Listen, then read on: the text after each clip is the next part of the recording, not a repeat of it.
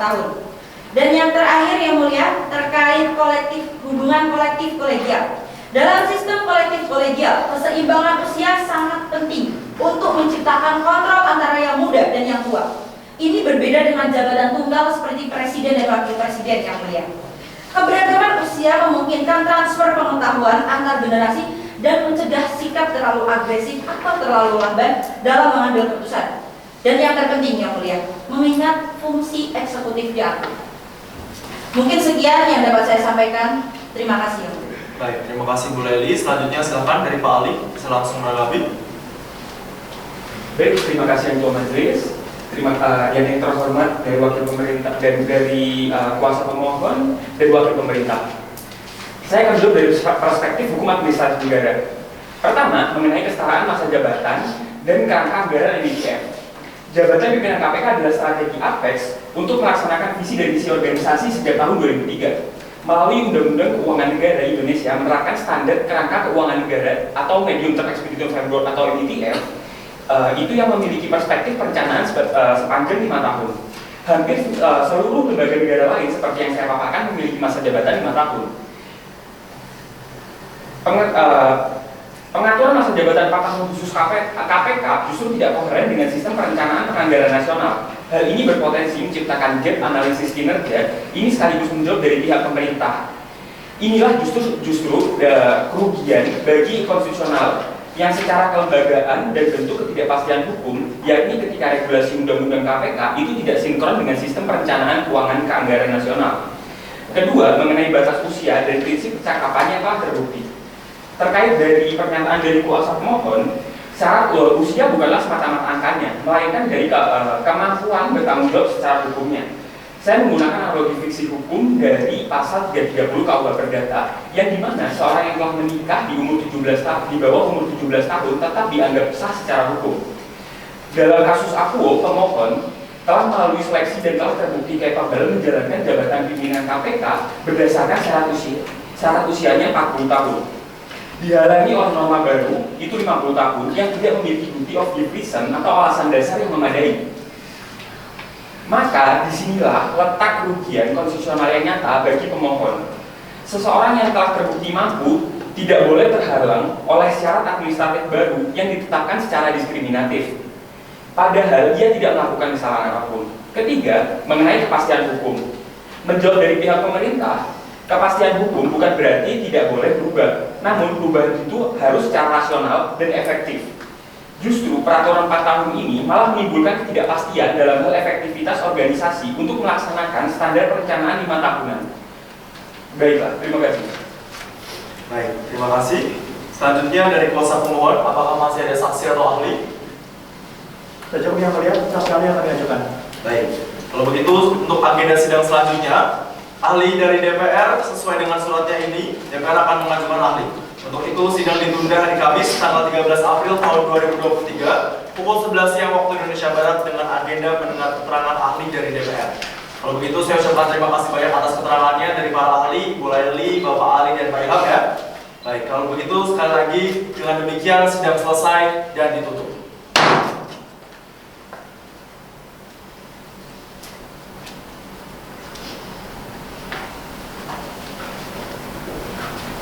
Selanjutnya, sidang ke-6 dengan agenda mendengarkan keterangan ahli DPR pada tanggal 13 April 2023 pada pukul 11 yang lebih 10 menit waktu Indonesia Barat akan segera dimulai.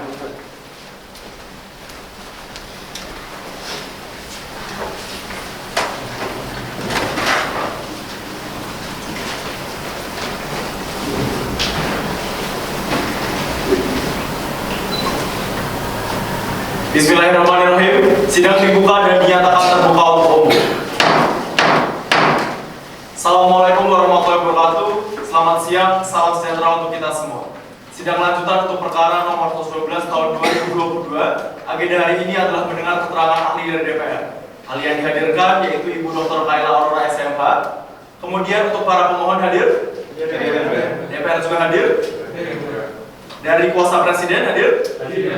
Baik, kalau begitu sudah siap semua. Selanjutnya kita sumpah terlebih dahulu kepada Ibu Kayla Aurora, bisa langsung ke depan. Mohon yang mulia Ibu Ani untuk bisa memandu dan dibantu oleh juru sumpah. Baik, terima kasih yang mulia Ketua. Untuk ahli dari DPR Dr. Kaila Aurora SMH, ikuti lafal yang saya tuntunkan. Silakan dengan dua jari dengan Alkitab di tangan kiri. Ikuti lafal janji yang saya tuntunkan. Kita mulai. Saya berjanji bahwa saya akan menerangkan dengan sebenarnya, dan tiada lain daripada yang sebenarnya.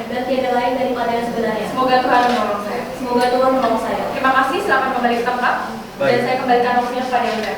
Baik, terima kasih yang mulia. Kalau begitu dari Ibu Dr. Kaila Aurora, silakan bisa langsung memberikan keterangannya di podium, waktu sekitar 5-10 menit. Baik, selamat siang, salam sejahtera bagi kita semua. Yang mulia majelis hakim, pihak pemohon, serta pihak pemohon. Di sini, saya akan memberikan keterangan keahlian pada perihal pengundian material pasal 29 huruf E dan pasal 34 Undang-Undang KPK perubahan kedua. Dalam hukum, terdapat 3 nilai utama yang menjadi dasar, yaitu keadilan, kepastian, dan kemanfaatan. Ketiga nilai ini sangat penting dalam menentukan keberlakuan norma yang mengatur persyaratan batas usia pimpinan KPK. Konstitusi tidak mengatur batas usia minimum dan masa jabatan pimpinan KPK, sehingga kewenangan pengaturan diberikan kepada pembentuk undang-undang.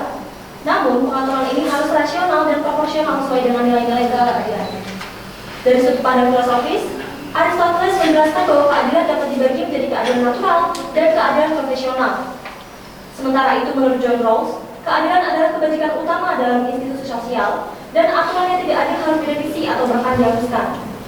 Hans Kelsen mengatakan bahwa keadilan adalah legalitas, yaitu pengaturan hukum secara konsisten sesuai dengan norma yang berlaku. Dalam filosofi Islam yang sangat pelajari, keadilan diartikan sebagai menempatkan sesuatu pada tempatnya secara proporsional, memberikan hal yang sama kepada hal yang sama, dan hal yang berbeda kepada hal yang berbeda. Perubahan batas usia pimpinan KPK dalam Undang-Undang KPK perubahan kedua dianggap bertentangan dengan prinsip keadilan dan kepastian hukum. Aturan pengecualian kepimpinan KPK seperti yang ada pada Undang-Undang MK menimbulkan ketidakadilan dan diskriminasi terhadap pemohon dalam hal kepastian hukum.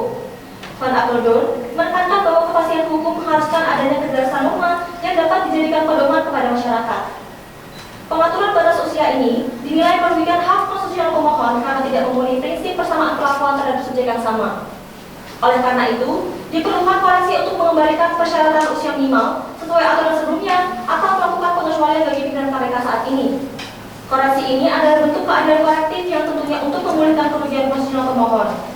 Petitum pemohon yang mengusulkan usia minimal 50 tahun atau pengecualian bagi pimpinan KPK dapat dipahami sebagai upaya memastikan keadilan, kepastian hukum, dan pemenuhan hak konstitusional pemohon. Setelah saya tutup yang mulia, izinkan saya untuk memberikan berkas putus ini di panja yang mulia. Demikian yang bisa saya sampaikan sebagai bahan pertimbangan yang mulia. Terima kasih.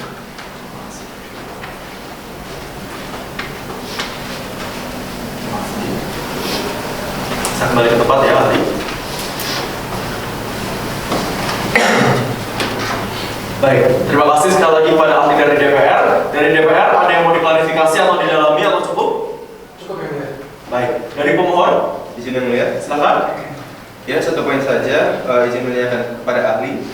Batasan umur dan masa jabatan memang menjadi kewenangan pembentuk undang-undang. Namun jangan sampai kewenangan tersebut digunakan secara semena-mena atas dasar open legal policy. Pertanyaan saya, apakah penyeragaman masa jabatan pimpinan KPK menjadi 5 tahun, sebagaimana lembaga negara lainnya, melanggar kewenangan dari pembentuk undang-undang? Demikian pertanyaan dari saya kembalikan ke yang mulia majelis. Baik, Terima kasih. kalau begitu selanjutnya dari kuasa presiden, apakah cukup? Cukup ya, Mulia. Baik, kalau begitu kita langsung ke meja hakim. Ada yang ingin didalami? Silakan Prof. Jumlah. Baik, terima kasih yang mulia. Ibu Kaila ini merupakan ahli dari DPR ya. Namun setelah saya cermati kok keterangan Ibu Kaila berbeda dengan keterangan yang diberikan oleh DPR. Saya dengar tadi keterangannya justru seperti lebih mendukung pemohon ketimbang DPR itu sendiri. Sebetulnya saudara ahli ini ahli dari pemohon atau ahli dari DPR. Hal ini membuat kami hakim di sini terheran-heran karena jarang sekali situasi seperti ini terjadi. Nah, begini Bu Kaila, saya ingin mengajukan pertanyaan. Kebetulan kami para hakim di sini menerima tambahan keterangan dari pihak terkait yaitu KPK. Yang dalam sidang sebelumnya saya minta mengenai masa jabatan lembaga-lembaga sejenis KPK di berbagai negara.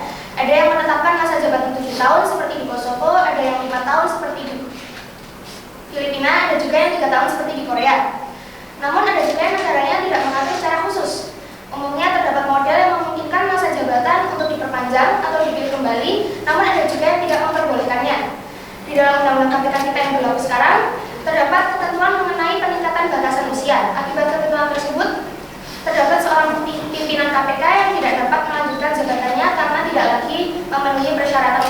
tersebut.